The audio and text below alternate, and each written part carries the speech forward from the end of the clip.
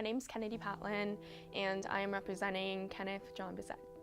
So this year, the 2017-2018 Remembrance Scholars decided that as a group and as a cohort of students on this campus who kind of saw the transition in the construction and implementation of the Einhorn Family Walk, that we wanted to integrate, what is now a current piece of Syracuse history with a piece that we never want to forget, which is the Pan Am 103 terrorist attack.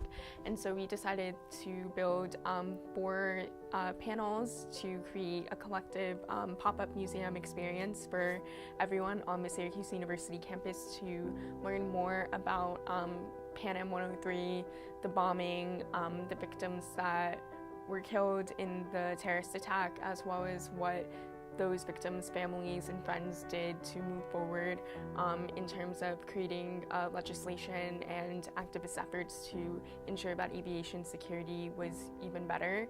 And so collectively we kind of designed 4 panels around those concepts of looking at the 35 students in their time abroad, then kind of delving into the investigation of the bombing and creating a timeline of events, and then looking at the legislation and memorials that were enacted by families, friends, as well as the Syracuse University campus and beyond. And then finally we have the 4th panel, which is essentially just listing all 270 victims of Flight 103.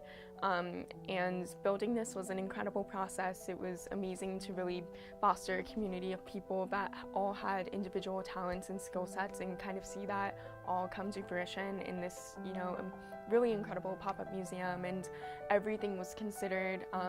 I identify as a person with disabilities, and so for me it was super important to integrate that component of accessibility in it. So our panels are completely accessible. They're 3 feet high, so anyone can read them rather than having to look up. We're kind of adding that layer of difficulty and accessibility. We also have Braille on the panels, which would then direct people to QR codes, and essentially if you have an app to scan the QR codes, you can basically listen along to all of the current scholars read names, image descriptions, captions, and kind of give you a more in-depth description of what those panels have on them. So those QR codes are for anyone and everyone who wants to listen along with us as we kind of take every reader through those panels. And so we really kind of tried to make it an accessible experience and a profound experience that would ultimately work to educate the campus and provide a point of reflection for them as well, not only in terms of honoring these victims, but also thinking about how they in their own role can act forward in honor of our 35. So.